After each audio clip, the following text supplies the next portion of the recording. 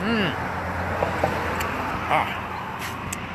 have peanut butter in the corner of my mouth since I just finished my sandwich. I'm on my walk.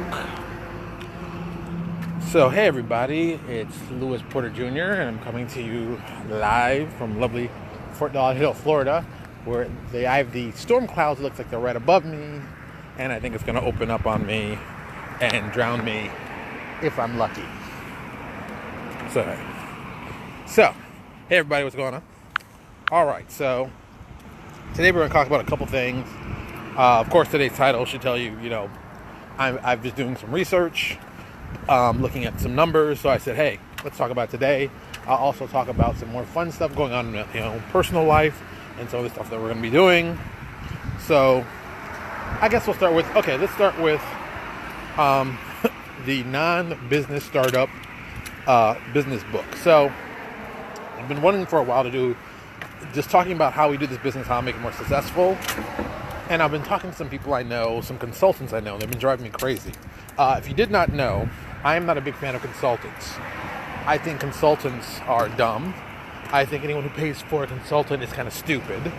I think consultancy at its core is a setup. See, you hire somebody you don't know that comes into your business to talk about things in your business that they really don't have experience on. And if things are success, they take the credit. But if things are crap, they still don't take the credit. It doesn't get blamed on them, it gets blamed on the company. And in either case, the consultant gets paid. So I don't believe in consultancy. I think it's a setup, scam, rip-off central. I definitely wouldn't let somebody from outside of my business come in and try to tell me how to do it correctly unless they can actually do it. And this falls into another part of it too. This is like the other part. The biggest problem I have with the consultancy aspect is that people who usually do consultants are actually not practitioners in the fields they're actually working on. Case in point, there's a person I know. She goes traveling around to company to company, makes a pretty decent living doing consulting.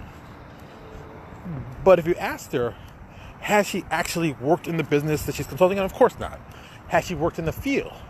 Well, she'll tell you, well, I've worked in many fields at large companies. And I don't believe that either. I'm not a big fan of that garbage either, because I work for enough large companies to know how that actually goes down, because I've done it. Macy's is a prime example. Macy's had all these people telling what they thought was best for the website and the development.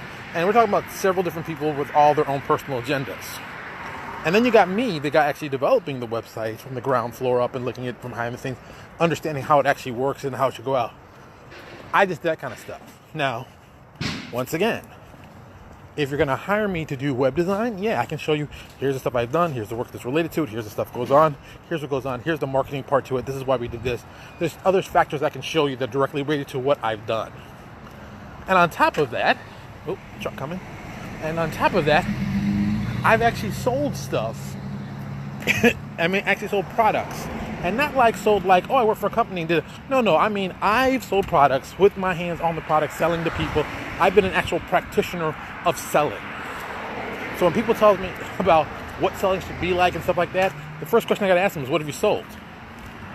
And most people are like, I work for a major company. I'm like, no. What have you sold? And they all they get that dumbfounded look like, quiet.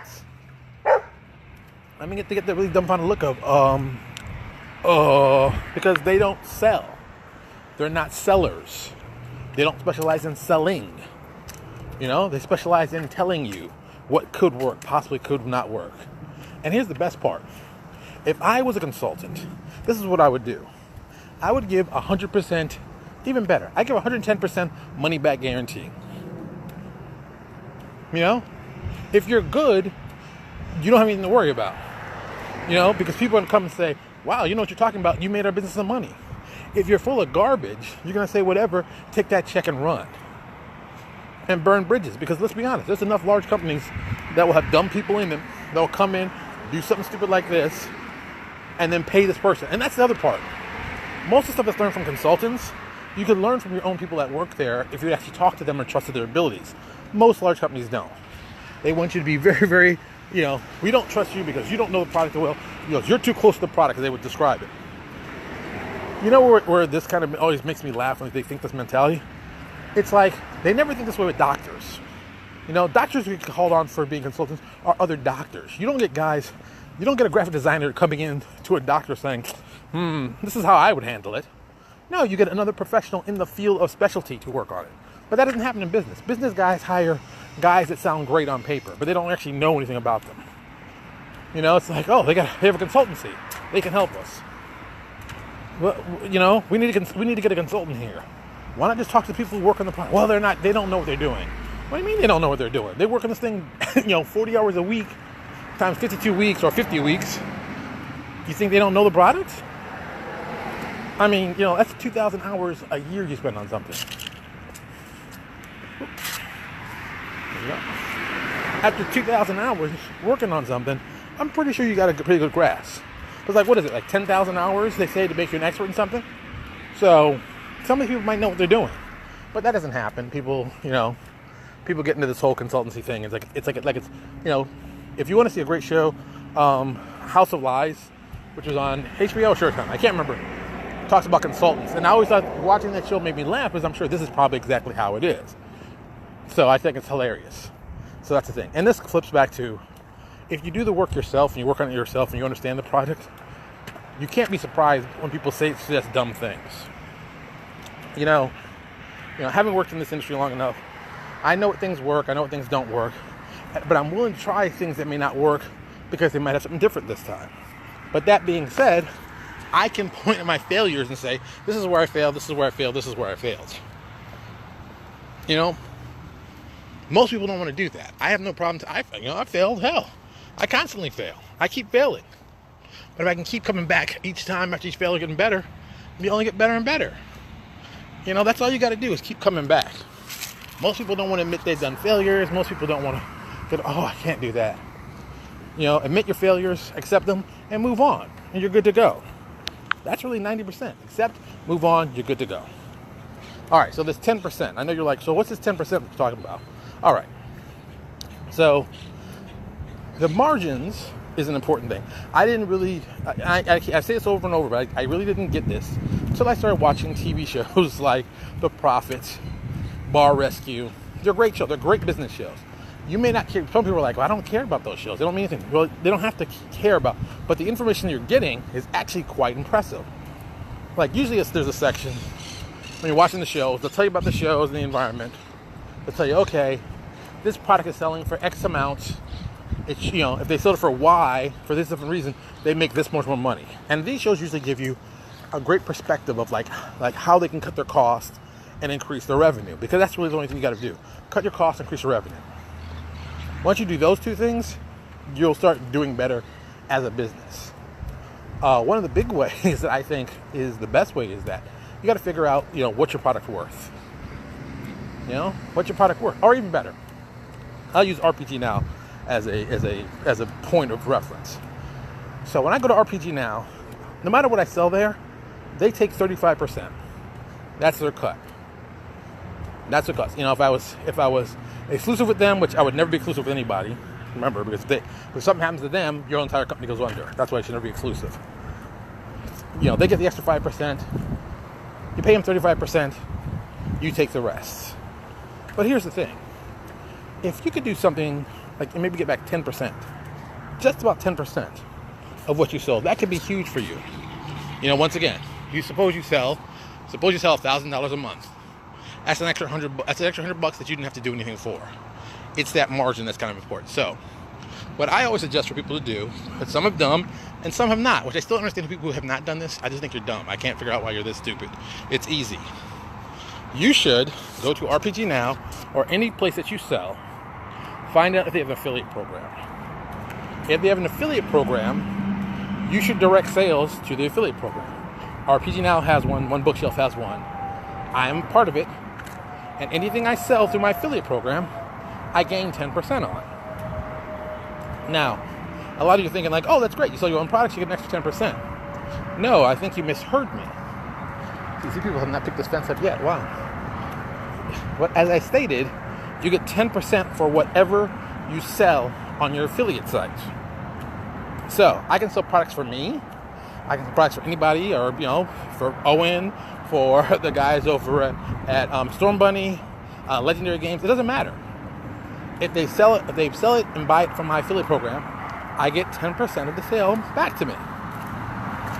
So, if you're in this game and you want to get an extra 10%, get an affiliate program, and then when you do your links to your products, which a lot of people do, link to your affiliate store. It's kind of what you want to do, and this is like something that no one mentions to you, which I still don't get why. When you link them to your affiliate store, the rain started, of course.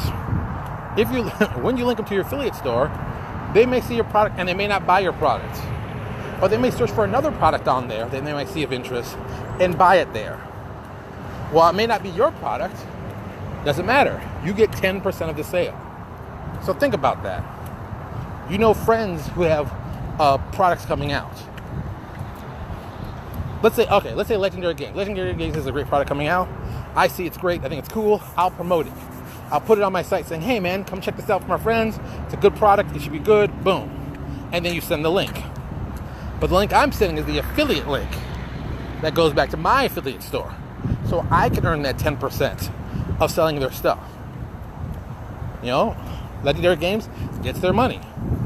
RPG Now gets 25% instead of 30%.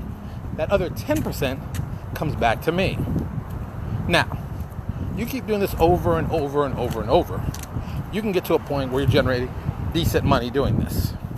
I think in this day and age, you should easily, well, let me phrase that. If you're focused on this and you're working hard on this and developing in a good affiliate program and working as best you can realistically and easily make $50 a month doing this. I mean, that's just like not even trying hard. Now, if people are like, well, it's only $50. But remember, it's $50 from something you didn't have before. And even better, and here's the part that you forget. When you sell at RPG Now, you get that sale, you get that person's information in your mailbox. So you got that person's information so you can market to them later. So now you've got a customer who's bought from your affiliate store. Maybe not your stuff, but he's bought from your affiliate store that you're going to get that information. Now, how much is a customer worth to you? Anybody know what your lifetime customer worth is?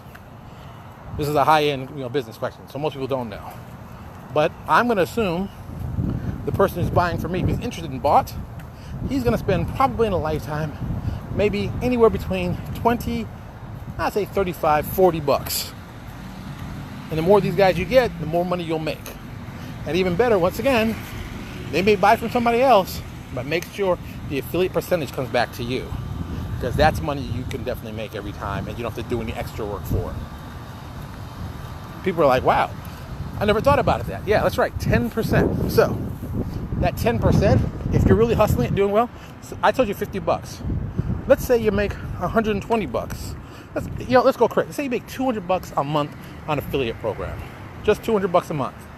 That money stays in the account for 2 months because they got to make sure it's actually legitimate and the stuff will go through. So you spend 2 months waiting for the money, and then the money comes to you via their online system, and then you can cash it in through PayPal. Now, what do you do with that $200? A lot of people are like, I'm going to take the $200 and spend it on something stupid. I'm going to tell you, don't do that. That's stupid. What you're going to do is basically take that $200 and develop new products with it. You're going to sit back and go, okay, I have $200. Let's see if I can develop a product for $100. And I know you can, because anybody can take a product with $100. Let's help. We're going to be crazy about it. You're going to get a writer.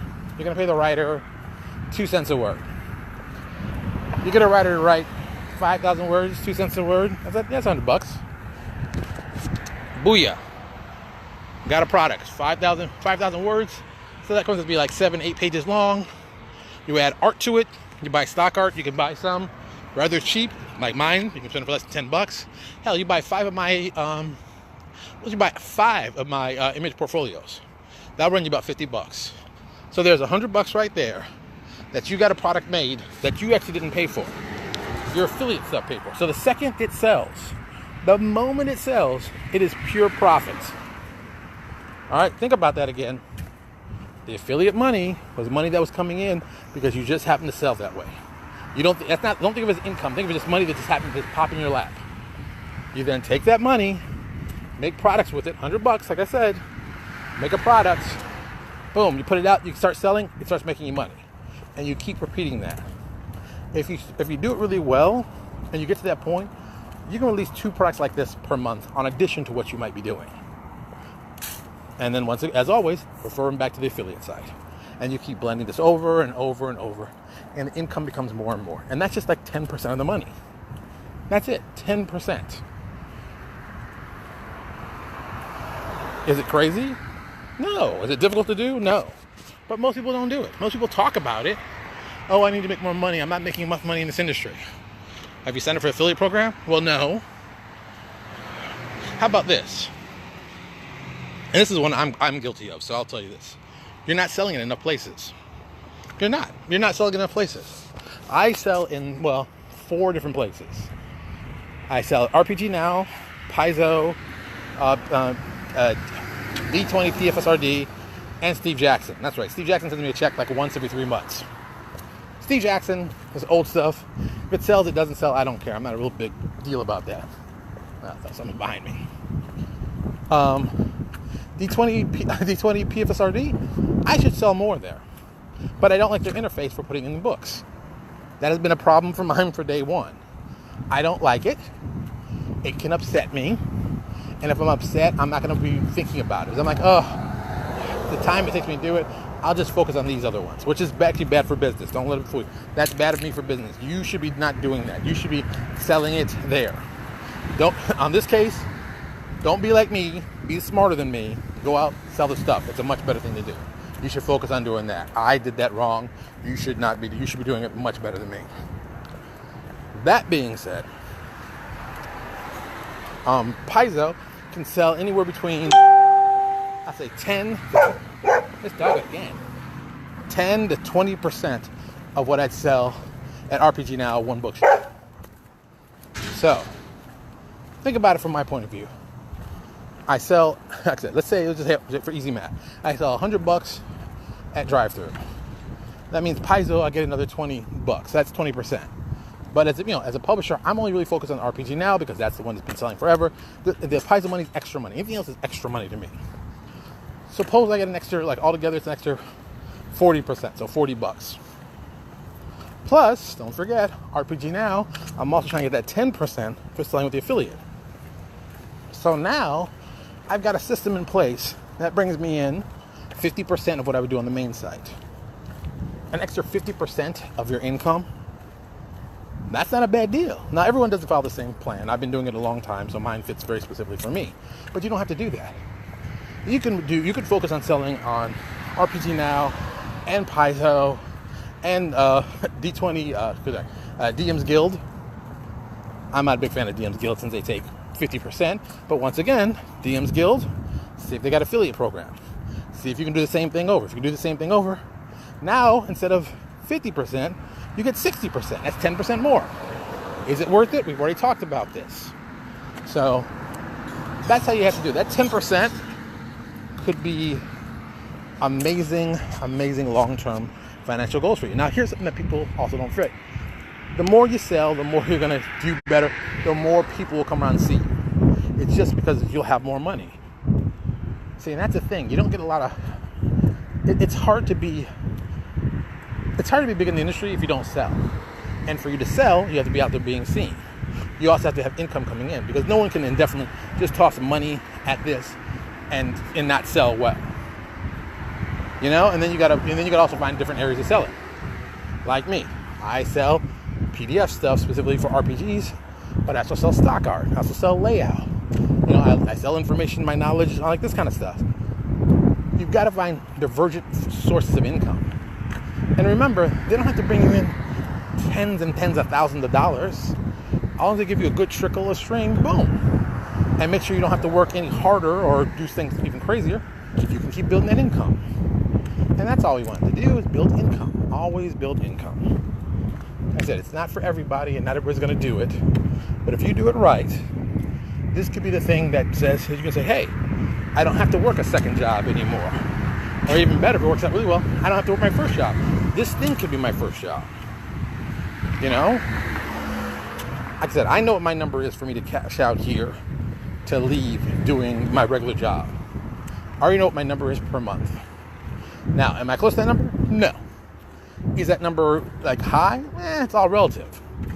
But once again, if I can walk away with that number, I'll be working from home. I'll cut costs right there for stuff I have to do. I'll be able to do stuff I love. I'll be able to travel and go to places and gain income for that. You know, I'm always thinking about how can you hustle in extra money by not having to work any harder than I do now. But you're going to have to work harder. You might have to work harder for a couple of months, a couple of years. You know, like I said, I've got 800 plus products for sale at RPG Now. I don't have to push all of them all the time. Some just sell because of what they are. Some sell because they're great products. Some sell because I have a great reputation. A little bit of everything. Once again, I keep selling. You can do the exact same thing. There's nothing radical in what I'm doing. There's nothing different in what I'm doing. Anybody can do this. It is very, very simple. It just takes the focus of figuring out what can you do, how much can you make out when you sell, and how good you can keep it on going. You know, I do stock art for a reason. A, I like stock art. B, I like art. And even C, I like to help marketing new artists to people out there. Look, I mean, I have a good eye for artists. That's not any BS. People know that. People have seen the artists I've picked up, and people I've gotten in the industry. And people have said, hey, work with this guy. He's great. You should use him. This is nothing new. Right now, if this thing works out, one of my new artists I just got, I might be doing something very, very cool with them in the realm of animation. You know, breaking out of what you thought I could only do. Oh, he only does games. No. Games are just one part of this. You know, this animation thing, if it works out, it may only be like 3 or 4 minutes, tops. But people are going to see it. It's going to be everywhere. People are going to be like, holy cow, I didn't know about this. And then boom, we got it made that way. So that's like 90% of it. Just think about ways you can get that hustle on, make that extra money, and continue. Like I said, it doesn't have to be home run every time. Just keep getting singles. Keep focusing on getting singles. You get yourself on base. That's all that matters. Get yourself on base. It's like, don't worry about the home runs. Just get yourself on base. Keep getting a guy on base. You keep doing that, in the long run, you'll make more runs. Yeah, it's great you'll do a home run, but you're not doing a home run every single time. That's not realistic. Small, tiny movements. Get on base, get on base, get on base, get on base, get on base. And just keep doing that.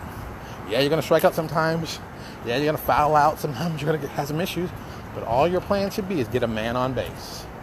Focus on that. You focus on that, you'll do good every time. At least that's my perspective. And I think it's worked out well for me. So there you go. All right, so just to give everybody the heads up, so yeah, I am going to be doing that little book that I mentioned in our regular thread, in the company thread. I'm going to start probably doing it, well, let me rephrase it. I'm going to start continue working on it probably tonight and whatever. And I'm trying to see if I can get releases of like maybe every once a week. How you doing? If I can get things out every, once a week, I think this will be good. I'm also going to try to keep the cost really low. Like 99 cents kind of low. And maybe even cheaper. Ooh, that'd be interesting. Can I get cheaper than 99 cents?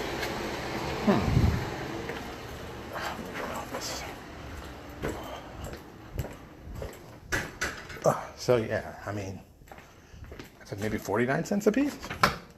I don't know.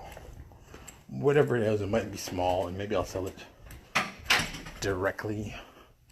Ooh, this is my office.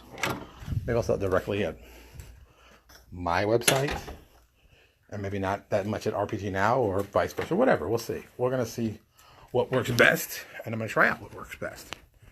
But like I said, it's information that you can use to be a better seller, and I think that's important. All right, that's it. I'm done for the day. It's I don't even know what time it is, but I know I'm hot, so that's all I need to know.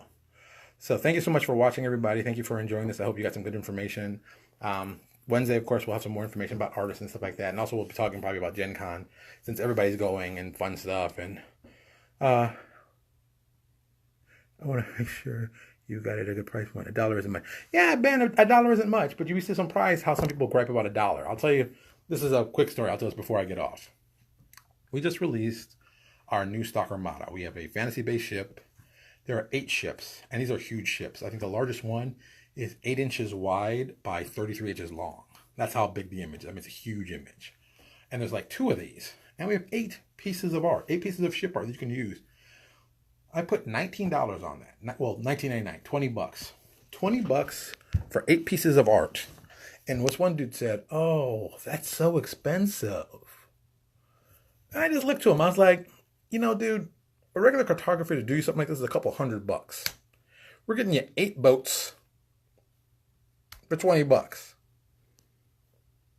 $2.50 a boat that you can print out, you can use in your own products to sell, you can make them and put them in your adventures and stuff like that.